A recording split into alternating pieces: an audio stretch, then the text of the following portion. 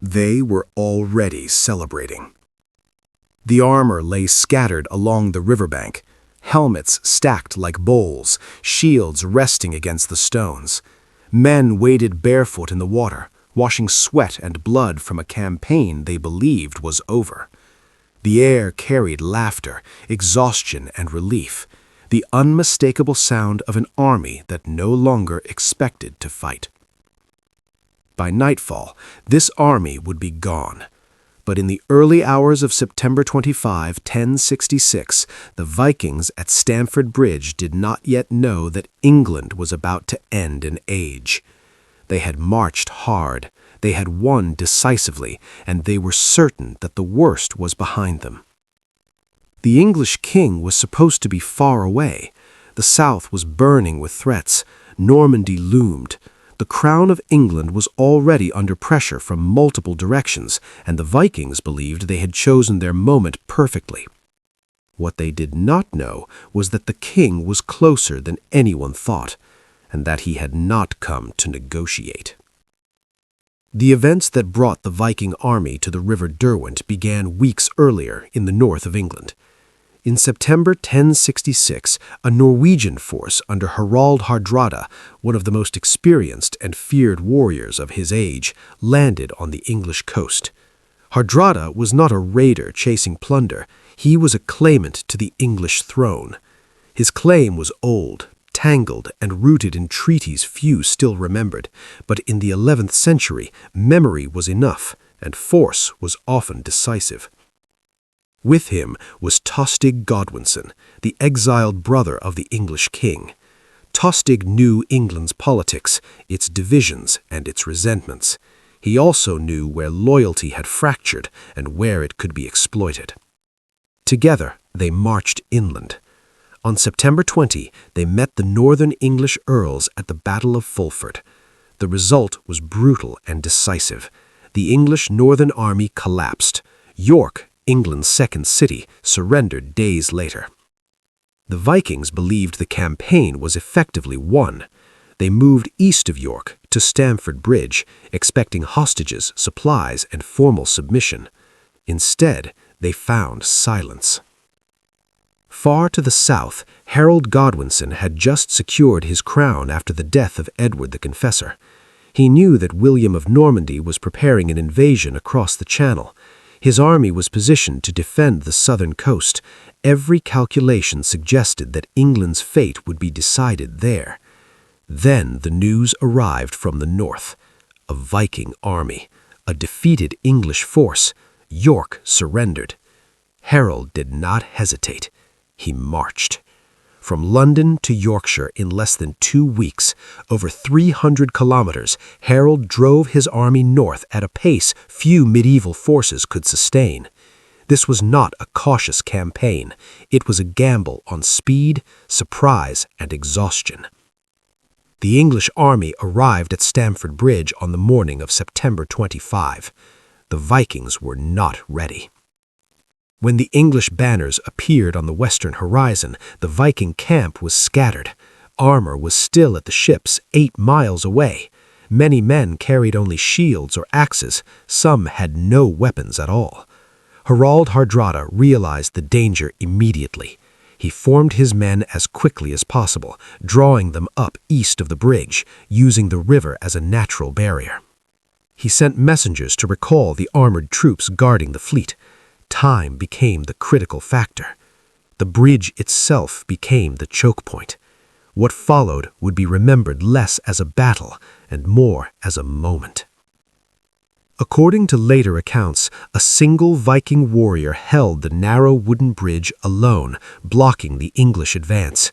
He cut down attackers one by one, his axe sweeping the planks clean. Arrows failed, spears broke, men fell into the river below. The story would grow with time. Some said he killed 40 men, some said more.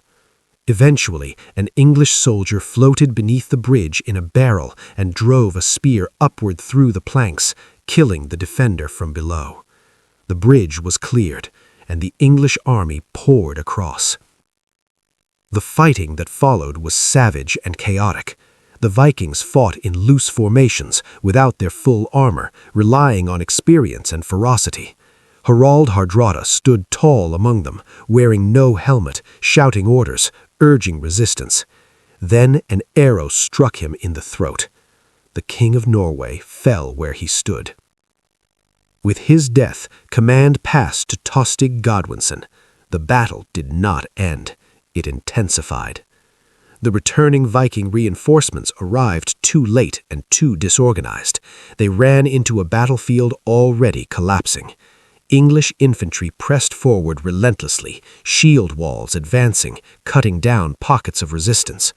By the afternoon, the Viking army was destroyed. Of the hundreds of ships that had carried them to England, fewer than 28 were needed to carry the survivors home. Stamford Bridge was over. The Vikings were broken. Harold Godwinson had one of the most decisive battles in English history. He had eliminated the northern threat. He had crushed a legendary Viking king. He had done what few believed possible. But victory carries a cost, and history rarely allows a single triumph to stand alone. 3 days after Stamford Bridge, Harold Godwinson turned south. There was no time to rest, no time to mourn, no time to consolidate victory. The Norman invasion had begun. On September 28, 1066, William of Normandy landed unopposed on the English coast. Harold's army, exhausted from forced marches and brutal fighting, reversed direction and moved south once more. 19 days after Stamford Bridge, Harold would be dead. England would fall at Hastings, and Stamford Bridge would be remembered not as the battle that saved England, but as the battle that weakened it. In the centuries that followed, Stamford Bridge acquired a strange reputation. It became the last great Viking battle on English soil, the symbolic end of the Viking Age, a closing chapter to centuries of raids, settlements, and northern ambition. Textbooks framed it cleanly: one battle, one king, one age ended. But memory simplifies what reality resists. The Vikings did not disappear after Stamford Bridge. Scandinavian power did not vanish. Trade, culture, and dynasties persisted across the North Sea. What ended was not Viking influence, but Viking autonomy. Stamford Bridge marked the moment when Scandinavian kings stopped shaping England's fate directly. After 1066, England would look south, not north. Its future would be Norman. Its elite would speak French. Its memory of the Vikings would harden into legend. And legends are easier than complexity. The story of Stamford Bridge became a story of heroic exhaustion, of a king who marched impossibly fast, of a lone warrior holding a bridge, of an age ending in a single afternoon. But those stories obscure a deeper truth. Harold Godwinson did not win because he was destined to. He won because he gambled everything on speed and lost everything days later by doing so again.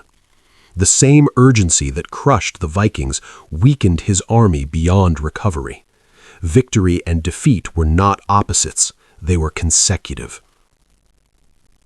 In memory, Stamford Bridge becomes a warning about overextension or a celebration of resolve, depending on who tells it. It can be framed as England's last independent triumph or as the prelude to its conquest. What it rarely becomes is a question. What if Harold had rested? What if the Vikings had worn armor? What if the bridge had held longer? Memory does not tolerate such uncertainty. Instead, Stamford Bridge becomes instruction. It teaches decisiveness, it praises speed, it rewards boldness, and it quietly normalizes the idea that survival requires exhaustion, that hesitation is fatal, that there is no time to pause. That lesson would echo. through kings who marched too fast, through empires that expanded without consolidation, through commanders who mistook momentum for destiny. History moves. Memory insists. The battle fades into dates and diagrams, but the lesson lingers, quietly disciplining how future generations imagine courage, leadership, and urgency. And that is the aftertaste. Not triumph, not failure, but the weight of a story that allows no rest.